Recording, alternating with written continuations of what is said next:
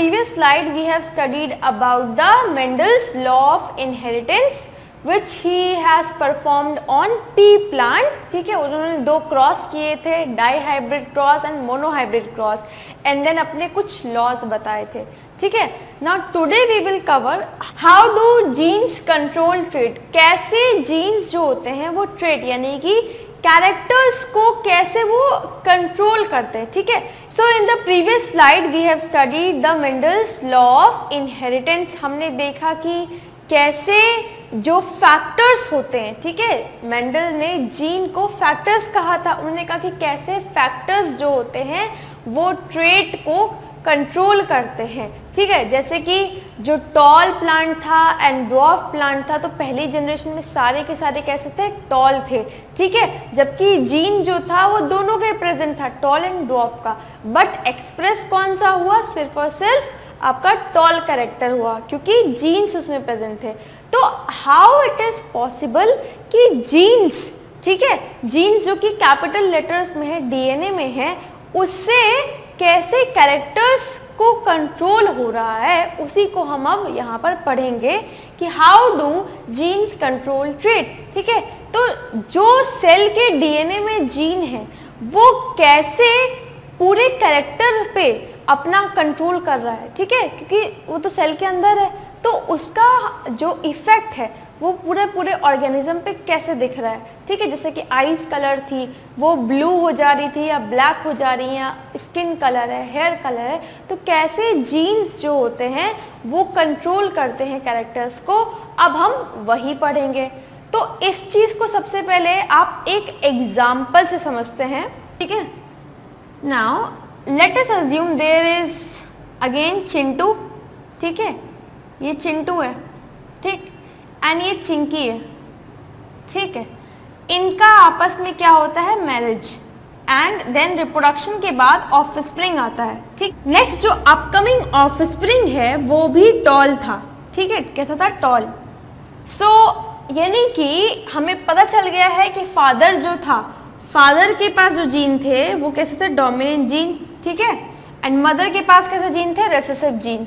ठीक है, now father के पास अब गैमीट बनेगा तो सिर्फ एक ही पेयर जाता है ना, कैपिटल टी, इसका भी एक ही जाएगा, स्मॉल टी, यानी कि जो बेबी होगा उसके डीएनए में जो जीन होंगे वो होंगे small T and capital T. ठीक है, ये आपस में पेयर करेंगे. Now dominant and recessive gene अगर दोनों साथ में होते हैं तो मैंने आपको देखा ही होगा अपने मोनोहाइब्रिड क्रॉस में एंड डाईहाइब्रिड क्रॉस में कि एक्सप्रेस सिर्फ डोमिनेंट वाला ही होता है, रेसेसिव वाला अपने आप को एक्सप्रेस नहीं कर पाता. इसीलिए ये जो ऑफस्प्रिंग है वो कैसी है, टॉल है, यानी कि अपने फादर के कैरेक्टर्स को वो एग्जिबिट कर रही है, ना कि मदर के. बट क्वेश्चन इज कि जीन्स का हाइट पर कैसे कंट्रोल है. ठीक है, कैसे कंट्रोल किया, तो वो ऐसे कि ये जो जीन्स हैं, ये जो जीन्स हैं, ये जीन एक प्रोटीन बनाएगा. ठीक है, इस पेयरिंग की, ठीक है, इस पेयरिंग की जीन्स एक प्रोटीन बनाएंगी, एंड उस प्रोटीन का फ्यूचर में रोल है हार्मोन बनाने में, एंड देन उस हार्मोन का फ्यूचर में रोल है ग्रोथ कराने में. समझ रहे हो, देखो कितना खास रोल है. ये जो जीन्स हैं, ठीक है, ये जीन्स जो हैं वो एक प्रोटीन को फॉर्म करेंगे, एक प्रोटीन को, ये प्रोटीन इंटर्न हार्मोन बनाएगी, एंड उसी हार्मोन को हम क्या बोलते हैं, ग्रोथ हार्मोन. एंड क्योंकि इसमें टॉलनेस के जीन है, इसीलिए प्रोटीन जो होगा वो प्रॉपर बनेगा. ठीक है, अच्छा खासा प्रोटीन बनेगा, तो ग्रोथ हार्मोन भी प्रॉपर रिलीज होगा, तो हाइट भी प्रॉपर आएगी. आपने कंट्रोल एंड कोऑर्डिनेशन में देखा ही था कि ग्रोथ हार्मोन जो होता है वो आपकी प्रॉपर ग्रोथ के लिए इंपॉर्टेंट है. अगर ग्रोथ हार्मोन ठीक से नहीं बन रहा तो आपकी बॉडी की ग्रोथ भी नहीं होगी. तभी आपने देखा था ना, डॉर्फिज्म की कंडीशन आ जाती है, बौना हो जाते हैं लोग. ठीक है, हिंदी में इसको बौना कहते हैं. तो यानी कि ग्रोथ हार्मोन जो है उसको जो प्रोटीन कंट्रोल कर रहा है उस पर डिपेंड करता है कि जो ग्रोथ होगी वो अच्छी होगी कि नहीं होगी. ठीक है, तो जिस प्रोटीन ने ग्रोथ हार्मोन को बनाया है उस प्रोटीन को बनाने वाला कौन है, ये जीन्स. ठीक है, तो इस तरीके से जो जीन्स होती हैं वो कंट्रोल करती हैं ट्रेट को। अब मान लीजिए अगर दोनों ही फादर और मदर कैसे होते, रेसेसिव होते, मतलब कि स्मॉल होते, ये भी स्मॉल टी, ये भी स्मॉल टी, तो बच्चे में भी जो जीन्स आते हैं वो आते हैं स्मॉल टी। तो अब इस ऑफस्प्रिंग में स्मॉल टी यानी कि रेसेसिव जीन प्रेजेंट है, ठीक है। रेसेसिव जीन जो होते हैं वो प्रोटीन का क्या करेंगे, फॉर्मेशन कम कर देंगे, समझ रहे हो। डोमिनेंट जीन जो होते हैं इस प्रोटीन के फॉर्मेशन को बढ़ा देंगे, जबकि रेसेसिव जीन इतने अच्छे तरीके से प्रोटीन को नहीं बनाएगा। देखो बनाते दोनों ही हैं, पर एक ज़्यादा क्वांटिटी में, एक कम क्वांटिटी में। तो जब रेसेसिव जीन इसमें प्रेजेंट होंगे तो जो ये प्रोटीन बन रहा है इसका अमाउंट घट जाएगा, ठीक ना। इस प्रोटीन का अमाउंट घटा तो जो हार्मोन बन रहा था वो भी कैसा हो जाएगा, घट जाएगा। हार्मोन घट गया यानी कि कम ग्रोथ हार्मोन्स, तो कम ग्रोथ हार्मोन्स अगर होंगे बॉडी में तो ग्रोथ भी कैसे होगी, कम होगी। इसीलिए वो अपने फादर मदर की तरह कैसा हो जाएगा, बौना हो जाएगा, ठीक है। यहाँ तक इस तरीके से फादर भी स्मॉल, मदर भी स्मॉल, ठीक, इस तरीके से, ठीक है। तो इस तरीके से जो जीन्स होते हैं वो ट्रेट को कंट्रोल करते हैं, ठीक है। अगर यहीं पर चलो दोनों ही अगर टॉल होते, कैपिटल टी, तो ये प्रोटीन का फॉर्मेशन हो जाता बहुत ज़्यादा, यहाँ पर भी ज़्यादा, एंड तो ग्रोथ हार्मोन ज़्यादा बनेंगे तो ये भी टॉल आता, ठीक है। तो इसीलिए तो जीन्स जो हैं वो अल्टीमेटली प्रोटीन्स को बनाते हैं, and protein he ultimately responsible होती है आपकी बॉडी के हर एक फंक्शनिंग के लिए, हर एक कैरेक्टर्स एंड फीचर्स के लिए। आपके बाल ब्लैक हैं, ब्राउन हैं, ब्लू हैं, रेड हैं, किसी भी तरह के बाल हैं तो उसके पीछे कोई प्रोटीन है, ठीक है। आपने सुना होगा ना बालों में केराटिन प्रोटीन होता है, नेल्स में भी होता है। इस तरीके से आपकी बॉडी में बहुत सारे प्रोटीन्स हैं एंड उनके डिफरेंट फंक्शंस। नाउ प्रोटीन को बनाने वाला कौन है, जीन्स, ठीक है। जो जीन्स होते हैं वो ही प्रोटीन के लिए कोड करते हैं। कोड, आप सभी ने कोडिंग सुनी होगी ना, तुम्हारे कंप्यूटर में होता है। जो भी आप वेबसाइट देखते हैं, जो भी आप, जैसे गूगल की वेबसाइट है, ठीक है, और भी तरह तरह की वेबसाइट हैं, फेसबुक है, इंस्टाग्राम है, ये सब के पीछे कोडिंग है, समझ रहे हो। ये जो आप देख रहे हो उसके पीछे न जानो हजारों कोडिंग हुई है, तब जाके ये आपको दिख रहा है, ठीक है। उसी तरह से जो जीन्स होते हैं वो भी हमारे बॉडी के कंप्यूटर सिस्टम की तरह है, कोडिंग की तरह है। वो हजारों प्रोटीन के लिए कोड करते हैं। प्रोटीन रिस्पॉन्सिबल है वो सारे फीचर्स को दिखाने के लिए। जैसे कि आप फोटो डाल रहे हो, ठीक है, तो वो हमें दिख रहा है, ठीक है। इंस्टाग्राम, फेसबुक, मैसेज खोल रहे हो, ठीक है, नोटिफिकेशन देख रहे हो, सारा सिस्टम जो है वो सब हम देख पा रहे हैं। बट उसके पीछे जो इनविजिबल कोड्स भरे हुए हैं पूरे कंप्यूटर में, उसको हम नहीं देख पाते। सिमिलरली जो हमारे बॉडी में फीचर्स हैं वो सबको हम देख पा रहे हैं, पर हमारे इन फीचर्स के पीछे रिस्पॉन्सिबल हैं सैकड़ों जीन्स जो कि डीएनए में प्रेजेंट होते हैं, जो कि इंफॉर्मेशन को कोड करते हैं, ठीक है। इंफॉर्मेशन को नहीं, प्रोटीन को कोड करते हैं। यही प्रोटीन रिस्पॉन्सिबल है सारे फीचर्स को बनाने के लिए, दिखाने के लिए और एक्सप्रेस करने के लिए, ठीक है। So in this way genes control trait, okay. So now next topic is application of Mendel's law of inheritance in human beings। देखो जो मेंडल ने लॉज दिए थे वो कौन से प्लांट पर स्टडी करके दिए थे, पी प्लांट पर। बट भले ही उन्होंने एक्सपेरिमेंट प्लांट पे किया था, बट उनके जो लॉ थे वो एप्लीकेबल थे, परफेक्ट थे हर एक ऑर्गेनिज्म के, ठीक है। तो अब हम मेंडल के ही जो लॉ थे उसको 2-3 एग्जाम्पल यानी कि ह्यूमन बींग्स में उसी चीज़ को पढ़ेंगे 2-3 एग्जाम्पल के साथ। जैसे कि जो 2 मैं आपको पढ़ाने वाली हूँ वो है ब्लड ग्रुप डिटेक्शन, ठीक है, blood group detection in human beings, and दूसरा sex determination in human beings. तो अब हम इन्हीं 2 टॉपिक्स को कवर करेंगे। सबसे पहले ब्लड ग्रुप डिटेक्शन कैसे होता है उसको समझते हैं। सबसे पहले तो ह्यूमन बीइंग में कितने टाइप्स के ब्लड ग्रुप प्रेजेंट होते हैं हमको उसकी नॉलेज होनी चाहिए, ठीक है। तो इन ह्यूमन बीइंग्स, ठीक, in human beings there are 4 types of blood group which can be found. One is A, another one is B, then AB, then O, ठीक है, ए बी एंड O, यानी कि 4 तरह के ब्लड ग्रुप्स प्रेजेंट होते हैं। Now क्योंकि हमने मेंडल्स लॉ पढ़ लिया है तो हमें पता है कि इस ब्लड ग्रुप के पीछे कोई जीन्स रिस्पॉन्सिबल होंगे, ठीक है, फैक्टर्स जो था जिसको अब हम जीन्स बोलते हैं। तो जो ह्यूमन बींग्स होते हैं उसमें कौन सा ब्लड ग्रुप आने वाली ऑफस्प्रिंग में होगा, उसके पीछे 3 जीन्स होते हैं, ठीक है, यानी कि ब्लड ग्रुप को डिटरमाइन करने के लिए 3 जीन्स हैं, यानी कि 3 जीन्स कंट्रोल कर रहे हैं इस कैरेक्टर को या कहिए ट्रेट को। ट्रेट क्या है? ब्लड ग्रुप, ठीक है। तो यहाँ पर जो 3 जीन्स ब्लड ग्रुप को कंट्रोल करती हैं, किसको? ब्लड ग्रुप को कंट्रोल करने वाली 3 जीन्स, उनका नाम है IA, IB एंड IO।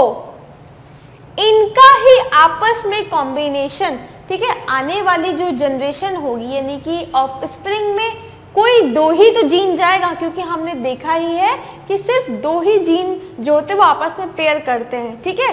तो अपकमिंग जनरेशन में सिर्फ 2 ही जीन जाते हैं एंड उसका पेयर जो भी होगा वो डिसाइड करेगा कि ब्लड ग्रुप क्या होगा। फॉर एग्जाम्पल जैसे कि फादर है, ठीक है, फादर है, ठीक है, उसके ब्लड ग्रुप जो है वो IA है, क्योंकि पेयर में होता है ना, ये तो आपने पढ़ लिया था, मेंडल ने यही चीज तो बताई थी कि जीन जो होते हैं वो पेयर में होते हैं, गैमीट फॉर्मेशन में सेपरेट हो जाते हैं। तो फादर के पास मान लो IA जीन्स प्रेजेंट, यानी कि फादर प्योर है, तो यानी कि A होगा इसका ब्लड ग्रुप। अब आते हैं मदर। मदर जो है वो है IO, यानी कि प्योर है ये, O, यानी कि इसका ब्लड ग्रुप कैसा है? O, ठीक है ना। आपस में जब ये क्रॉस करेंगे, यानी रिप्रोडक्शन करेंगे तो गैमीट्स बने, यानी कि स्पर्म एंड एग। तो स्पर्म में जो जीन जाएगा वो सिर्फ एक ही जाएगा, एग है उसमें भी सिर्फ एक ही जीन जाता है। तो नाउ जब बेबी बनेगा तो उसमें ये जो जीन कंबाइन होगा वो है IA एंड IO। और जब हमने स्टडी करी तो हमने देखा चाइल्ड जो है उसका ब्लड ग्रुप A है, यानी कि फादर का ब्लड ग्रुप उसने ऑक्यूपाई किया। तो इससे हमने तुरंत कंक्लूजन क्या निकाला? मेंडल्स लॉ हमने पढ़ लिया तो हमने तुरंत कंक्लूजन निकाला, यानी कि जो A ब्लड ग्रुप है वो डोमिनेंट होता है O ब्लड ग्रुप पे, ठीक है। ऐसे ही एक और बार स्टडी करी, इस बार लिया ऐसे किसी मेल को जिसका B ब्लड ग्रुप हो, ठीक है, यानी कि B हो, तो यहाँ पर हो जाएगा B एंड B, ठीक है। अब देखो, अब अगेन दोबारा से बच्चे की स्टडी की गई, उसमें गया IB एंड IO। तो बच्चे का जब ब्लड ग्रुप पता लगाया गया फिर से, तो इस बार आया B, यानी कि कंक्लूजन क्या निकला कि जो B होता है, B ब्लड ग्रुप जो होता है वो भी डोमिनेंट होता है O ब्लड ग्रुप के ऊपर, क्योंकि फादर और मदर दोनों का ही उसमें ब्लड ग्रुप का जीन है, लेकिन एक्सप्रेस कौन सा हो रहा है? फादर का, यानी कि B ब्लड ग्रुप भी जो होता है वो भी डोमिनेंट है।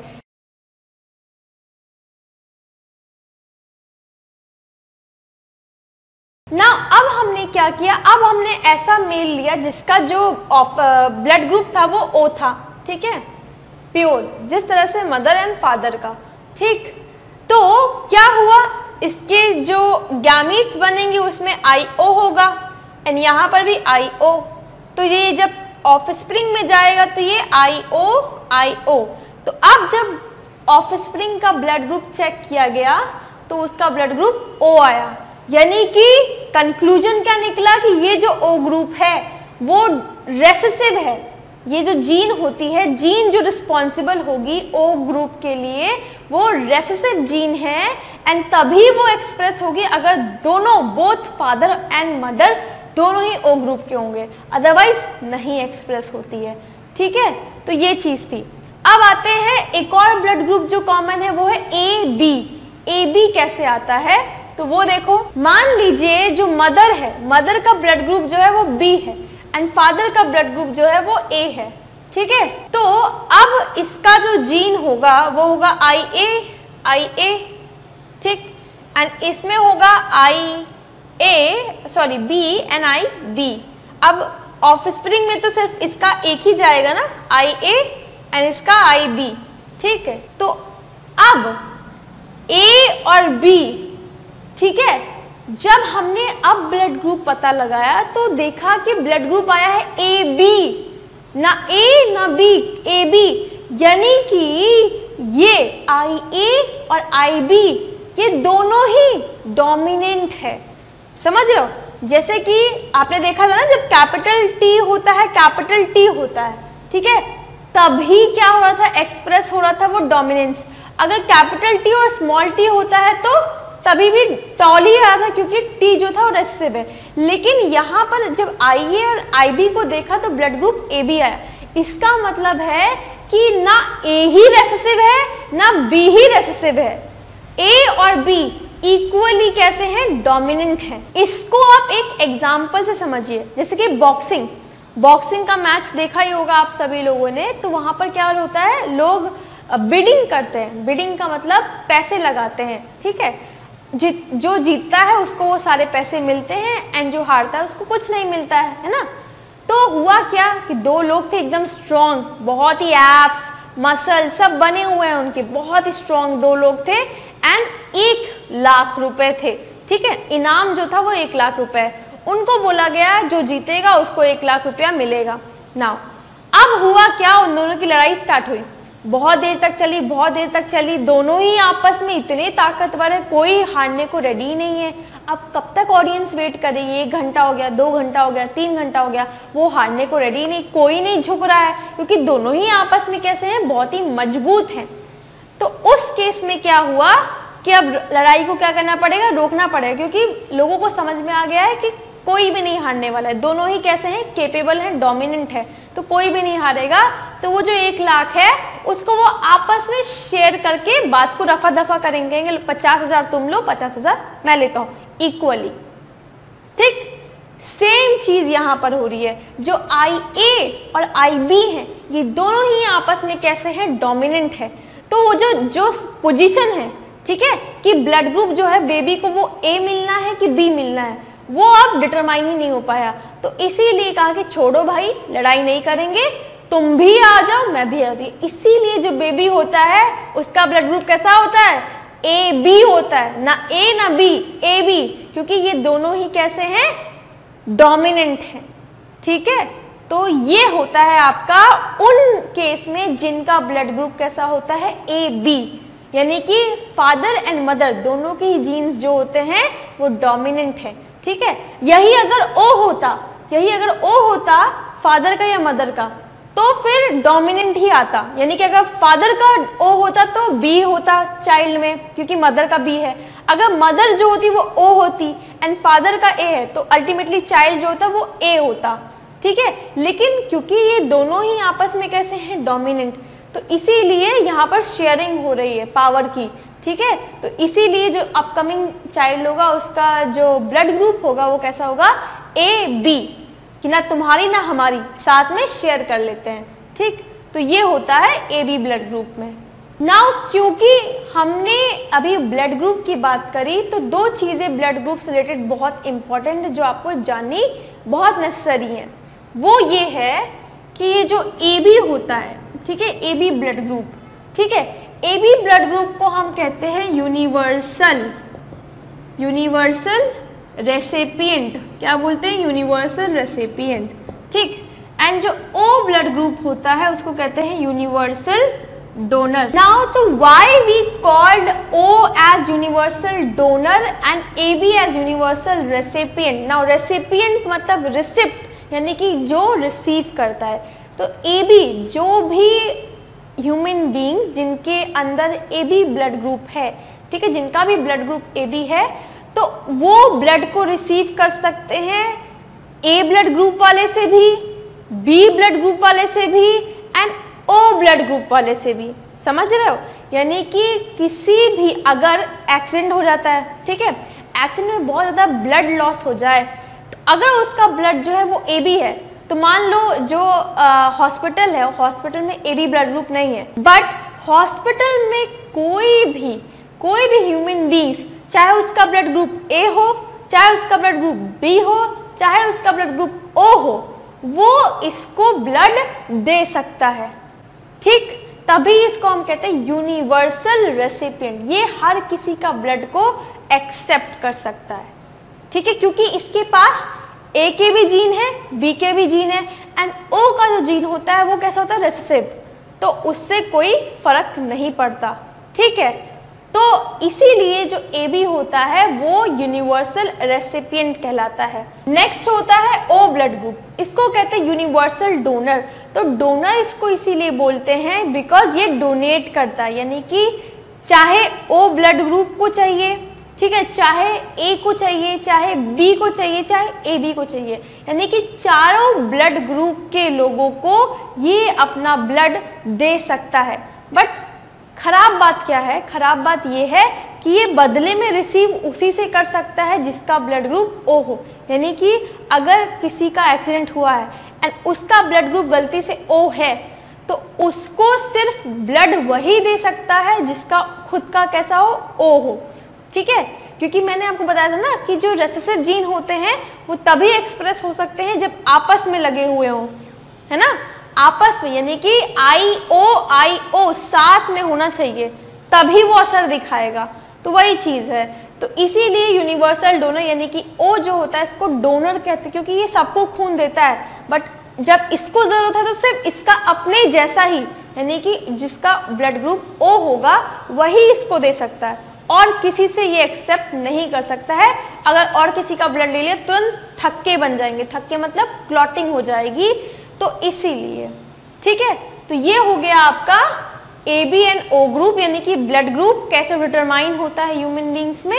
ठीक है, इस तरह के कई सारे और एग्जाम्पल्स हैं जहाँ पे कॉम्बिनेशन आपको देखने को मिलेगा। ठीक है, तो वो आप अपने घर में प्रैक्टिस करिएगा। ठीक, जितना प्रैक्टिस करेंगे उतना ही जो जेनेटिक्स है उस पर कमांड आपकी बढ़ेगी।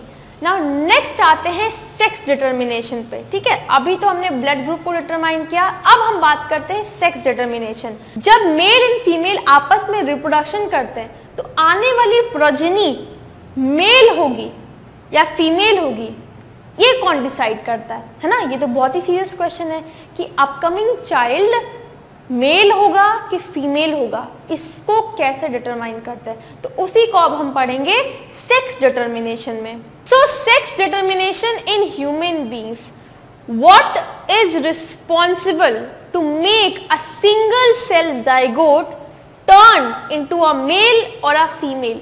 कौन सा फैक्टर, कौन सा जीन रिस्पॉन्सिबल है जो कि रिप्रोडक्शन के बाद बने सिंगल सेल जाइगोट को फ्यूचर में मेल या फीमेल में कन्वर्ट कर देगा। तो इसके पीछे भी जेनेटिक्स या फिर कहिए जीन्स इन्वॉल्व होते हैं, इसीलिए हम सेक्स डिटर्मिनेशन को जेनेटिक्स में पढ़ते हैं, ना कि रिप्रोडक्शन में, है ना, क्योंकि जो सेक्स है उसको डिटरमाइन करता है जीन्स। जीन्स कहाँ प्रेजेंट होती हैं, डीएनए में, एंड डीएनए कहाँ प्रेजेंट होता है, क्रोमोसोम। तो यानी कि सेक्स को डिटरमाइन करने के लिए स्पेशल क्रोमोसोम्स होते हैं। ठीक है, in human beings there are 46 chromosomes, 46 यानी एक पेयर। ठीक है, एक पेयर में 2 क्रोमोसोम होते हैं, तो 46 है तो उसका हाफ कर लो 23, यानी कि 23 पेयर ऑफ क्रोमोसोम्स होते हैं। देखो इस तरीके से 1 2 ऐसे ही आपके 23 क्रोमोसोम्स होते हैं न्यूक्लियस के अंदर, आउट ऑफ विच 22 पेयर्स यानी कि 44 क्रोमोसोम्स जो होते हैं वो मदर यानी कि मेल एंड फीमेल दोनों में सेम होते हैं, उसका सेक्स डिटर्मिनेशन से कोई रोल नहीं है।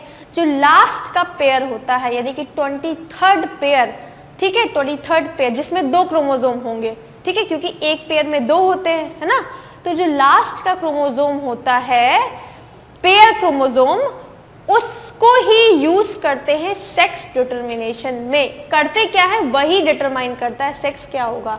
ठीक है, तो देखो होता क्या है, ये देखो 23 पेयर है ना, 23 पेयर, एक पेयर में कितने होते हैं, 2 क्रोमोसोम, ठीक है, 2 क्रोमोसोम, ठीक, तो 23 में कितने होंगे, 46, तो ह्यूमन बींग्स में 46 क्रोमोसोम होते हैं, लास्ट 45 एंड 46 क्रोमोसोम जो कि आपका 23rd पे प्रेजेंट होगा, ठीक है। 23rd पेयर जो होता है वही रिस्पॉन्सिबल है सेक्स के लिए, कि मेल होगा कि फीमेल होगा, ठीक है। तो देखो 23rd पेयर को मैं दिखा रही हूँ डायग्राम के थ्रू, मेल में and female, mail and female. सबसे पहले जो 23rd पेयर है मेल में देखो कैसा होता है, ये है आपका 23rd को अगर उसमें करें तो 45th and 46th chromosome, 45th and 46th chromosome. इसको एक स्पेशल नाम दिया गया है, इसको बोलते हैं X एंड Y। जो छोटा है उसको बोलते हैं Y एंड जो बड़ा है उसको बोलते हैं X। अब फीमेल में आओ, फीमेल में जो लास्ट पेयर क्रोमोसोम होता है 23rd वो होता है इस तरीके से, इसको भी नाम दिया गया है, यानी कि ये कौन सा है 45th and 46th chromosome, last का है ना 23rd का, तो इसको बोलते हैं X, इसको भी बोलते हैं X, ठीक है। अब जब गैमीट बनते हैं तो मैंने कहा था आधा ही सेट जाता है, तो 46 क्रोमोसोम है तो उसका आधा जाएगा, ठीक है। तो या तो यही जाएगा या ये जाएगा, फीमेल में भी या तो यही जाएगा या ये जाएगा। तो देखो या तो X जाएगा या Y जाएगा इसमें से गैमीट में, ठीक है। तो दो गैमीट बनेंगे, ठीक। अब देखो यहाँ पर भी या तो X जाएगा या ये वाला X जाएगा, तो यहाँ पर भी X या X इस तरीके से, ठीक है। अब इनका ही कॉम्बिनेशन होता है, ठीक है। अगर X और Y लिंक हो जाते हैं तो अपकमिंग प्रोजेनी जो होती है वो मेल होगी, अगर X और X लिंक हो जाएंगे तो अपकमिंग प्रोजेनी जो होगी वो फीमेल हो जाएगी, ठीक है। जो मेल होते हैं, मेल में जो स्पर्म्स बनते हैं उसमें आधा 50% स्पर्म्स जो होते हैं वो 22 प्लस Y क्रोमोसोम, ठीक है। 22 तो नॉर्मल क्रोमोसोम होते हैं प्लस Y क्रोमोसोम को लेकर चल रहे होते हैं, एंड बाकी आधे स्पर्म जो होते हैं वो 22 प्लस X क्रोमोसोम को लेकर चल रहे होते हैं, ठीक है। दो प्रोबेबिलिटी है ना, या तो X या Y। तो आधे स्पर्म्स में इस तरह का होता है, आधे स्पर्म्स में इस तरह का, 22 प्लस X 22 प्लस Y। अब डिपेंड करता है कि जब स्पर्म्स एंटर करते हैं फैलोपियन ट्यूब में तो कौन सा वाला स्पर्म एंटर कर रहा है, 22 प्लस X वाला या 22 प्लस Y वाला। अगर Y वाला है तब तो चाइल्ड जो होगा वो मेल होगा, अगर X आता है तो फीमेल होता है, ठीक है। तो देखो normal human cells have 46 chromosomes और 23 पेयर्स, क्योंकि एक पेयर में 2 क्रोमोसोम्स होते हैं। देखो इस तरीके से, ये देखो 23वां पेयर है ना, इसके भी 2 क्रोमोसोम है ना, X and Y, X and X। तो 46 क्रोमोसोम्स होते हैं या कहिए 23 पेयर होते हैं। The nucleus out of 46 chromosome particularly 1 pair is of sex chromosome. एक पेयर के अंदर कितने क्रोमोसोम, 2, यानी कि जो लास्ट का पेयर होता है 23rd पेयर, उसको ही हम कहते हैं सेक्स क्रोमोसोम। क्यों कहते हैं सेक्स क्रोमोसोम, क्योंकि वही आपका यूज होता है सेक्स डिटर्मिनेशन में। बाकी rest 22 pair of chromosomes they are same in male and female. जो लास्ट जो होता है 23rd पेयर वही डिफरेंट होता है मेल में और फीमेल में, ठीक है। जो मेल होते हैं उसमें X एंड Y होता है, जबकि फीमेल में X एंड X होता है। X देखो सेक्स क्रोमोसोम्स को हमने नाम दिया X एंड Y, ठीक है। एक जो लास्ट पेयर होता है ना उस पर कितने क्रोमोसोम होते हैं, 2, तो X एंड Y दिया है। जो मेल होते हैं उसमें X एंड Y होता है, जो फीमेल होती है उसमें X एंड X होता है, उसमें Y नहीं होता है, एब्सेंट होता है, ठीक है। तो देखो in females pair of sex chromosome यानी लास्ट पेयर यानी 23rd पेयर जो होता है chromosome, they have both X chromosome, ठीक है। तो 22 के साथ जो लास्ट क्रोमोसोम होता है वो कैसा होता है, X एंड X, जबकि मेल्स में क्या होता है 22 प्लस इस तरीके से, ठीक है, X एंड Y। Y जो होता है वो छोटा होता है, ठीक है। देखो in mails pair of sex chromosome have X and Y chromosome, that is XY pair. अब जब गैमीट बनेगा तो मैंने आपको बताया ये आधा ही जाता है। तो देखो 22 पेयर जो थे यानी 44 क्रोमोसोम्स में से कितने जाएंगे, आधे 22 जाएंगे, ठीक है। तो 22 प्लस फीमेल से या तो X ये वाला जाए या ये वाला जाए, है ना, पेयर में, तो ये X। अब मेल में दो चांसेस हैं, या तो X जा सकता है या Y जा सकता है। तो आधे स्पर्म्स जो होते हैं वो 22 प्लस X को लेकर जा रहे होते हैं, आधे स्पर्म्स 22 प्लस Y को लेकर जा रहे होते हैं, ठीक है। एंड उसके बाद जब फ्यूजन होता है तो डिपेंड करता है ये वाले के साथ फ्यूज हो रहा है या ये वाले के साथ। तो अपकमिंग चाइल्ड का फिर सेक्स डिटरमाइन होता है कि मेल होगा कि फीमेल। देखो in males as well as females the gamete that is sperm और the ovum contains 23 chromosome, that is half of total 46 chromosome. मैंने आपको बताया गैमीट्स में आधा ही क्रोमोसोम्स होते हैं, ताकि जब आपस में मेल और फीमेल गैमीट फ्यूज करें तो वो जो प्लॉइडी है, क्रोमोसोम नंबर है, वो रीस्टोर हो जाए। 23 फादर से 23 मदर से 46 हो गए कंबाइन होते ही। तो प्लॉइडी को रीस्टोर करने के लिए आधे ही जाते हैं। तो देखो 23 पेयर क्रोमोसोम थे, यानी कि 46 में से आधे यानी कि 23 ही जाएंगे। तो जब यहाँ मेल्स में क्या होता है, मेल्स में 22 क्रोमोसोम तो सेम है ना। अब ये जो X एंड Y है, ठीक है, इसमें से भी कोई एक ही जाएगा ना, 23rd पेयर है ये, तो लास्ट पेयर में से भी कोई एक ही क्रोमोसोम जाएगा, या तो X जाए या Y जाए। तो आधे स्पर्म्स क्या करते हैं, वो X को लेकर जाते हैं, आधे स्पर्म्स 22 प्लस Y, आधे स्पर्म्स 22 प्लस X, इस तरीके से होता है। जबकि फीमेल्स में तो क्योंकि दोनों ही क्या है, सेम है, X है, तो कोई भी ले जाए वो X ही रहेगा, चेंज नहीं होगा, ठीक है। तो देखो ova in females contain only X chromosome, whereas in male half sperms contain X chromosome and other half contains Y chromosome। बताया ना आपको कि जब 23 क्रोमोसोम ही जाने हैं, 23, तो 22 क्रोमोसोम तो एज इट इज जाते हैं फादर से एंड मदर से, लेकिन जो लास्ट क्रोमोसोम है, ठीक है, वो आपका या तो X जाएगा, ठीक है, फीमेल्स में तो X ही जाता है, जबकि मेल्स में दो चांस है, या तो X ले जाओ या Y ले जाओ। तो वही है, आधे स्पर्म्स X को ले जाते हैं, आधे Y को, ठीक है। एंड टोटल कितने हो गए, 23, ठीक है। अब इसी को हम चार्ट से समझते हैं। देखो इस डायग्राम में बेसिकली दिखाया गया है फादर एंड मदर को, ठीक है। मैंने आपको बताया था फादर में कितने क्रोमोसोम होते हैं, 46, एंड मदर में भी कितने होते हैं, 46। जो लास्ट का पेयर होता है, लास्ट का पेयर यानी कि 23rd पेयर, ठीक है, 23rd पेयर में कितने क्रोमोसोम होंगे, 2, है ना। 46 क्रोमोसोम होते हैं, लेकिन पेयर कितना होता है, 23, क्योंकि एक पेयर में 2 क्रोमोसोम। तो जो लास्ट का पेयर होता है 23rd पेयर, ठीक है, जिसमें 45th एंड 46th क्रोमोसोम होगा, वो कैसे होते हैं, वो चेंज होते हैं। वो क्या है, फादर में वो होता है X and Y and mother में होता है X एंड X, ठीक है। तो ये जो लास्ट का क्रोमोसोम पेयर है, अब देखो X एंड Y जो है, ठीक है, क्रोमोसोम ये है, ठीक है, इस तरीके से ये X है, ये Y। अब यहाँ पर भी देखो X एंड X ना, क्रोमोसोम तो आधे ही जाते हैं, तो 22 गए, एंड यहाँ 23 पेयर में भी या तो X जाएगा या Y जाएगा। वहां पर भी देखो, यहाँ पे भी या तो ये वाला X जाए या ये वाला X जाए, ठीक है। तो दो तरह के बने यहाँ पर गैमीट्स, X एंड Y। वहां पर देखो X एंड X, अब आपस में इनकी क्रॉसिंग करा दो। ये वाला X जो है, चाहे इसके साथ जाए चाहे इसके साथ, फीमेल ही होगी। ये वाला Y इसके साथ जाए या इसके साथ जाए, मेल होगा। तो देखो यहाँ पर 4 तरह के कॉम्बिनेशन पॉसिबल है, XX, XX, XY, XY। अब देखो कितने सिमिलर हैं, XX, XX ये तो सेम है, तो ये हो गया 2, XY, XY ये भी सेम है, कितने हैं, 2, तो 2:2 का फिनोटाइप आ रहा है, फिनोटाइप।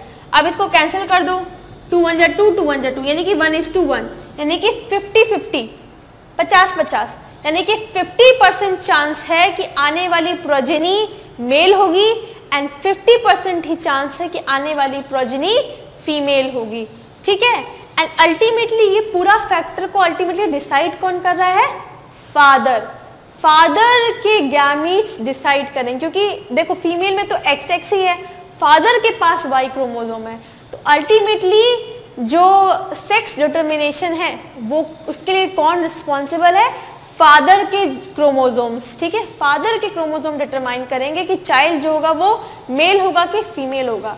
तो ये एक मिथ है लोगों में, इंडियन सोसाइटी में, कि फीमेल्स को ज़्यादातर लोग ब्लेम करते हैं कि वो लड़का नहीं दे पा रही। वैसे तो लड़का लड़की में भेदभाव नहीं करना चाहिए, बिल्कुल भी नहीं, ठीक है, दोनों ही इक्वल होते हैं, बट स्टिल जो लोग काफ़ी लड़कों की डिमांड रखते हैं तो वो बेसिकली वुमेन को ब्लेम करते हैं उसके लिए, but womens have no role for this. इसमें टोटली फादर रिस्पॉन्सिबल होते हैं। फादर के जो क्रोमोसोम हैं वही डिसाइड करेंगे कि अपकमिंग चाइल्ड जो होगा वो मेल होगा कि फीमेल होगा, ठीक है, क्योंकि 50% जो स्पर्म्स होते हैं उसमें 22 प्लस एक्स क्रोमोसोम होता है एंड 50% स्पर्म्स में 22 प्लस वाई, ठीक है। It is father who is responsible for the sex determination and not the mother, ठीक है। तो विद दिस हमारा सेक्स डिटर्मिनेशन भी कंप्लीट हुआ and along with this entire heredity is completed। तो अब हम नेक्स्ट क्लास में इवोल्यूशन को स्टार्ट करेंगे, जो इस साल बच्चे पढ़ रहे हैं वो स्किप कर सकते हैं। अगर एक्स्ट्रा नॉलेज के लिए पढ़ना है तो आप पढ़ लीजिए, अदरवाइज ये नेक्स्ट ईयर के बच्चों के लिए इवोल्यूशन।